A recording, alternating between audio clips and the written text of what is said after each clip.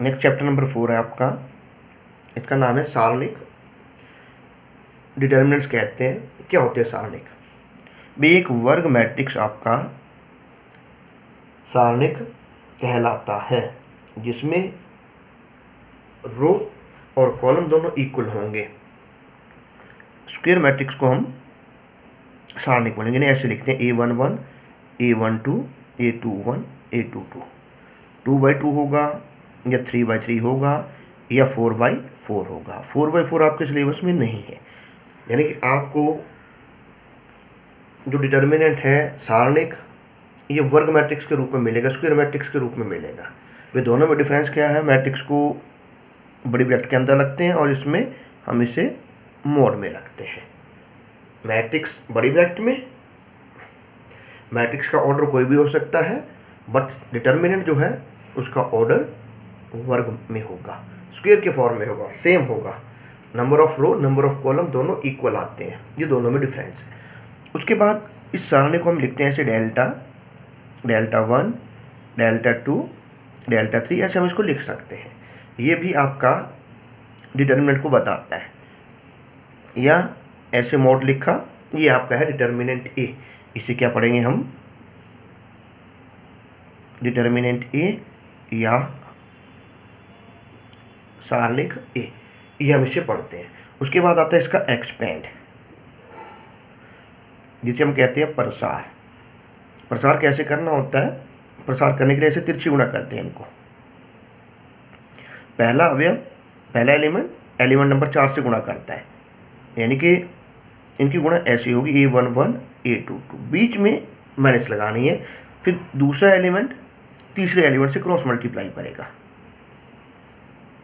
ये आपका आंसर आ जाता है।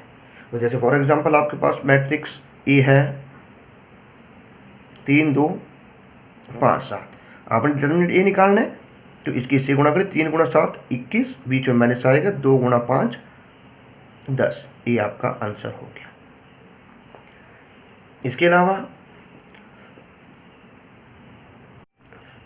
अगर आपका मैट्रिक्स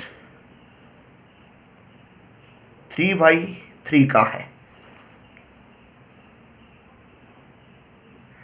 तो हम इसे कैसे एक्सपेंड करेंगे?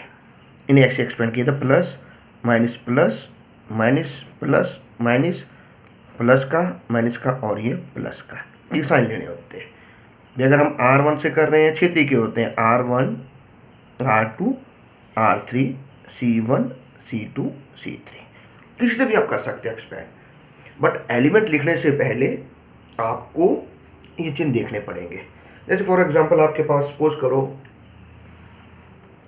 मैट्रिक्स ए है 1 2 0 2 1 5 2 1 -2। अब हम इसे R1 से एक्सपेंड कर रहे हैं। कैसे कर रहे हैं? R1 से हम इसे एक्सपेंड करने जा रहे हैं। तो इसके लिए हमने क्या करना है भाई? R1 का पहला एलिमेंट ये देखना है, जिस रो में और जिस कॉलम में इन्हें ढक लेते हैं और बाकियों को हम लिख लेते हैं। 1 5 1 -2, इन्हें हम कहते हैं उप सारणिक।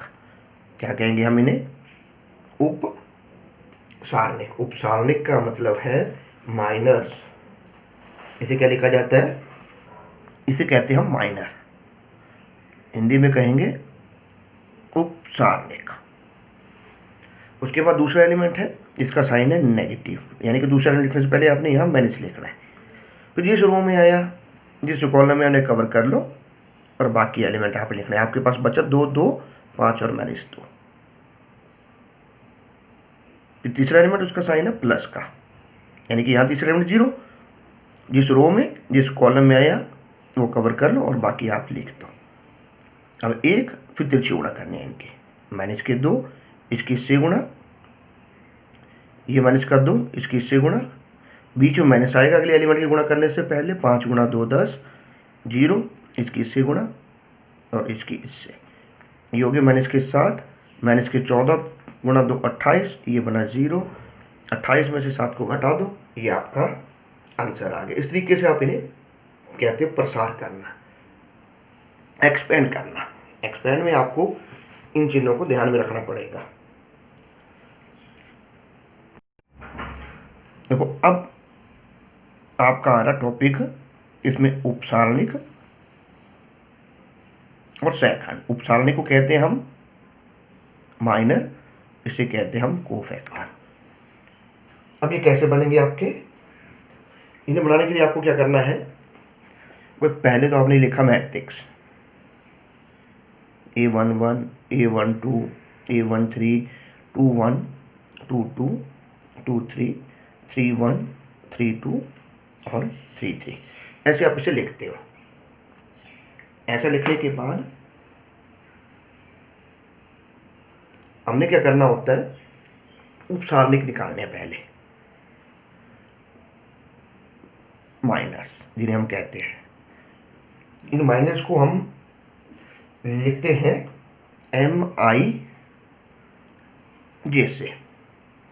और देखो माइनस R1 के पहले, R1 से। अब जिस रो में ये पहला एलिमेंट आया,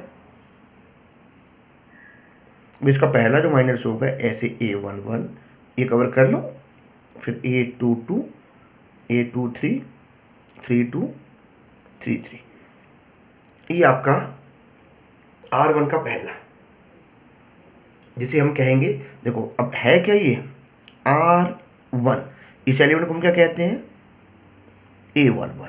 तो यहाँ I1 है, J1 है, तो यहाँ पे भी आपने I1 J1 यानी कि बन गया M11।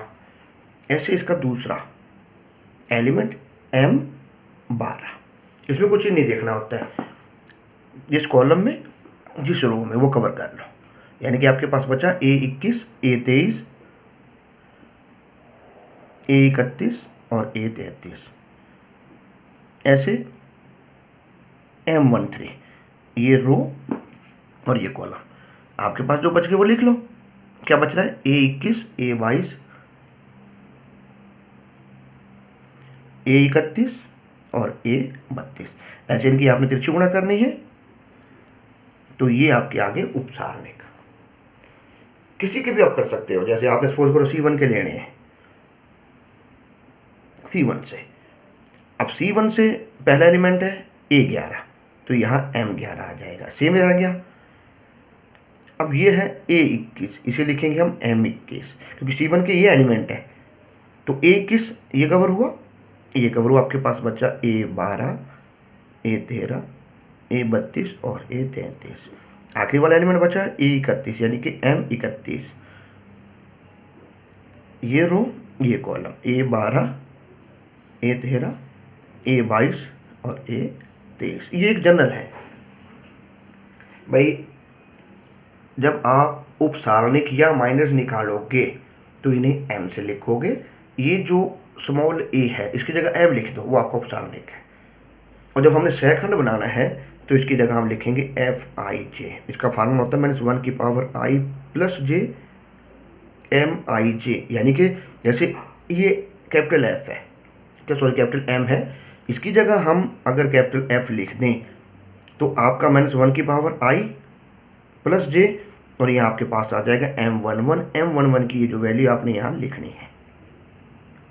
ऐसे M12, इसकी जगह आ गया F12 -1 की पावर ये i ये j, यहाँ आ जाएगा M12। M12 की ये वाली वैल्यू आ जाएगी। ऐसे F13 -1 की पावर 1 + 3, 1 + 3 कहाँ से, यहाँ से, ये i और ये j, और यहाँ आ जाएगा M13। अब जनरल वे में हम क्या कह सकते हैं कि भाई मैट्रिक्स के एलिमेंट स्मॉल a से लिखेंगे, और स्मॉल a की जगह अगर आपके पास m आ गया इसका मतलब वो माइनर है। अगर आपने उसकी जगह f लिखा तो वो आपका कोफैक्टर है, सहखंड। इस तरीके से हमने इसमें काम करना है इस एक्सरसाइज में। ये इसका बेसिक था। किसी भी रो से किसी भी कॉलम से आप इन्हें एक्सपेंड कर सकते हो। एक्सपेंड करते टाइम आपको साइन ध्यान रखने हैं कि रो और कॉलम के लिए कौन कौन से चिन्ह आपके आ रहे हैं, और उन्हीं के अकॉर्डिंग आपने वो साइन यहाँ लगाने हैं। इसमें वो आपको ये दे रहे हैं कि ये आपका सारणिक है, डिटर्मिनेंट है, जिसकी वैल्यू 0, तो k की वैल्यू फाइंड करो। अब k की वैल्यू कैसे फाइंड करनी है, इसको इससे मल्टीप्लाई किया, ये बना माइनस का 3k, इनकी मल्टीप्लाई करने से पहले चिन्ह आएगा बीच में माइनस का, यानी कि k आपका आ गया यहाँ से, ये उस साइड जाके प्लस का होगा, माइनस का 8/3 answer. Question number 2, XY 24 ratio find करनी है। अब रेशो कैसे फाइंड होगी, पहले आप इस डिटरमिनेंट को सॉल्व करो, इसके उससे मल्टीप्लाई किया, इसको इससे किया, बीच में माइनस आता है, यानी कि ये आपका हो गया 4x = 2y implies 2x = y। Ratio find करनी है तो y से डिवाइड कर दो, 2 को दूसरी साइड ले जाओ, रेशो होगी 1:2।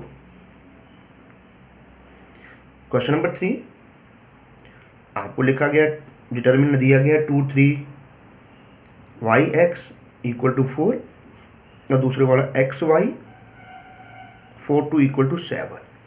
x और y की वैल्यूज निकालनी है, तो एक इक्वेशन हम यहाँ से फाइंड कर लेते हैं, 2 × x 2x - 3 × y 3y, और दूसरी इक्वेशन आपकी यहाँ से आ जाएगी 2x माइनस में 4y = 7। सब्ट्रैक्ट कर दो, ये कैंसिल हो गए, y यहाँ से आपका आ गया माइनस का 3, और इस -3 को आप इस किसी एक समीकरण में रख दो,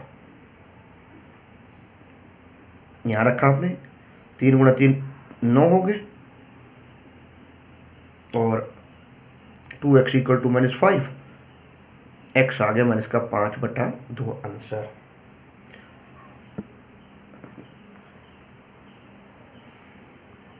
ऐसे क्वेश्चन नंबर 4 काफी छोटे छोटे क्वेश्चन है, एक एक नंबर में ये क्वेश्चन आते हैं।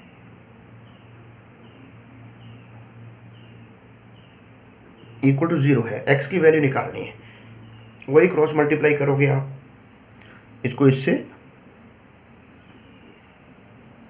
बीच में माइनस आएगा, x × x - 2 = 0। ये हो गया मल्टीप्लाई x² माइनस के 3x - x + 3 और प्लस में 2x, x² और x² कैंसिल हो गए, 4 में से 2 गए माइनस के 2x और प्लस में 3, इट मीन्स x आ गया आपका 3/2, ये आंसर।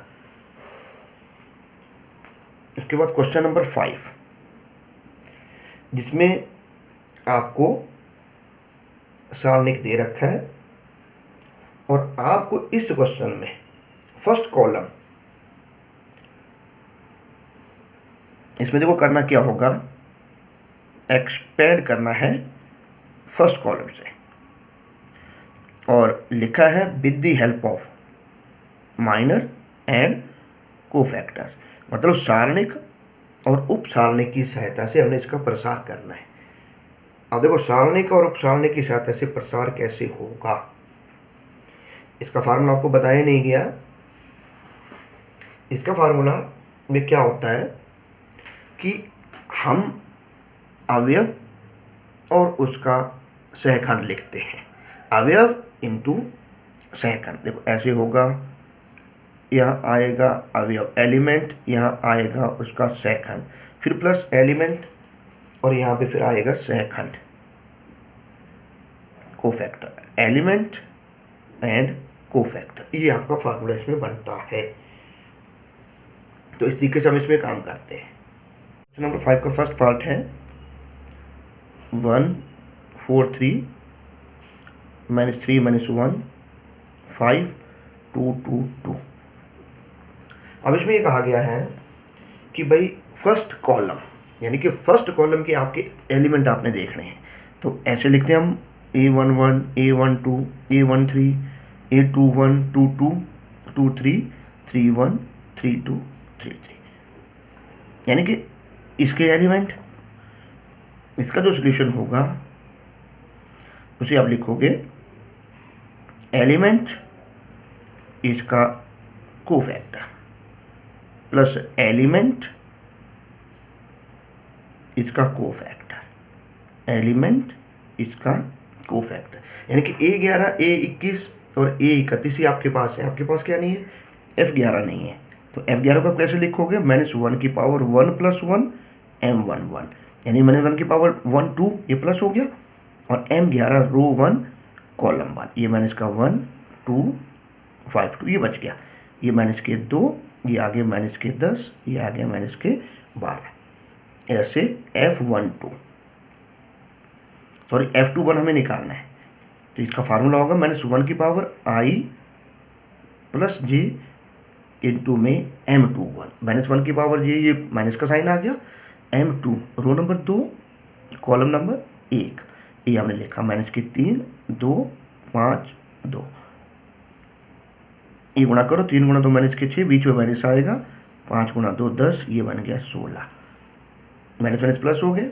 और फिर F31 -1 की पावर 3 + 1 M31, ये प्लस का आ गया, और M31 रो 3 कॉलम 1, माइनस के 3 2 माइनस 1 और 2, ये माइनस के 6 प्लस के 2, तो A11 1, F11 की वैल्यू -12, A21 यहाँ से 4, इसकी वैल्यू 16, A31 प्लस के 3 माइनस के 4, -12, 16 गुणा 4 64, माइनस के 12, ये हो गया -24 + 60 64, ये आ गया आंसर आपका 40।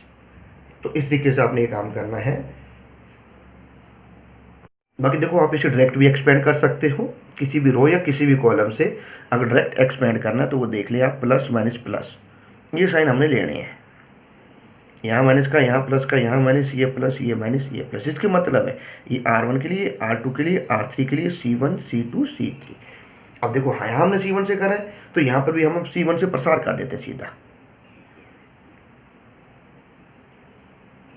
आंसर दोनों तरफ से सेम आएगा। जब हम C1 से प्रसार कर रहे हैं तो हमारा पहला एलिमेंट है 1, जिस रो में आया, जिस कॉलम में आया वो लिख लो,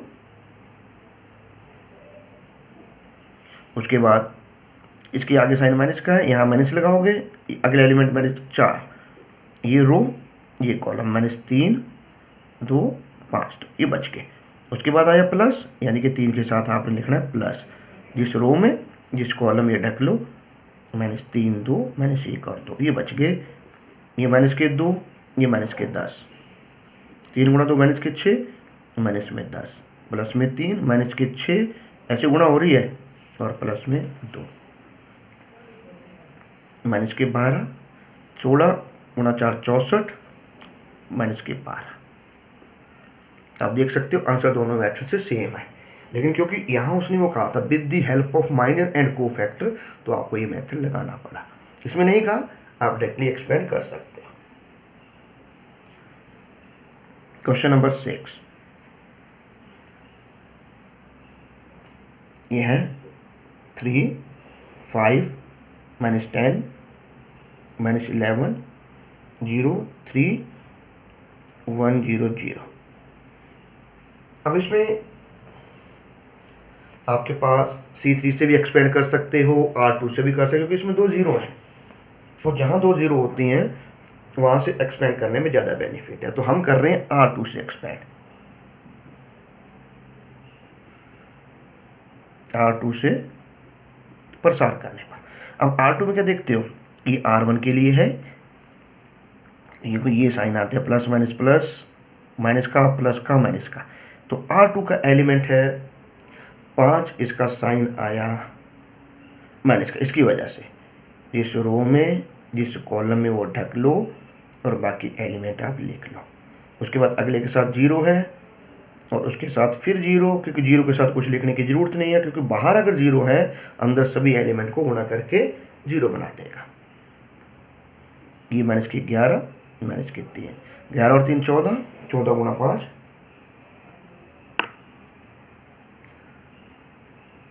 अब देखो कितना हो गया आंसर हमारा, 14 गुणा 5 70 आ गया, लेकिन ये गलत हो गया, क्योंकि 1 नंबर में क्वेश्चन है, हमने क्या मिस्टेक करी इसमें, हम इसमें मिस्टेक ये कर रहे हैं माइनस के 11 गुणा 0 कितने लिखे, ये छोटी सी मिस्टेक, ये 0 होगा, तो ये माइनस के 3 गुणा 5 15 इसका आंसर। ऐसे question number 7, 1AB -A 1C और -B -C और 1, इसे प्रूव करना 1 + A² + B² + सी स्क्वायर। एक्सपेंड कर दो LHS को, LHS R1 से प्रसार करने पर, या फिर लिखा एक्सपेंड बाई R1 का पहला एलिमेंट प्लस का होगा, ये कवर हो गया, ये कवर हो गया, आपके पास बचा 1C माइनस C1। फिर बीच में माइनस आया, क्यों आया? क्योंकि इसमें ये वाला साइन आपका लगता है। ये कवर हो गया, ये कवर हो गया, आपके पास बचा minus A minus B C1, और फिर प्लस B, ये cover, minus A minus B 1 और माइनस C करो। 1 इंटू 1 1, ये बीच में माइनस का साइन आएगा, माइनस माइनस प्लस हो गए, ये माइनस का A, ये माइनस माइनस प्लस हो गए, ये AC और प्लस में B। आपके पास क्या बना? ये 1 plus C square plus A square minus ABC plus ABC plus B के दोनों कैंसिल हो गए, जो बराबर है RHS। और यही हमने इसमें प्रूव करना था। तो ये आपकी एक्सरसाइज 4.1 थी, जिसके कुछ बेसिक पार्ट है जो आपको ध्यान करने हैं।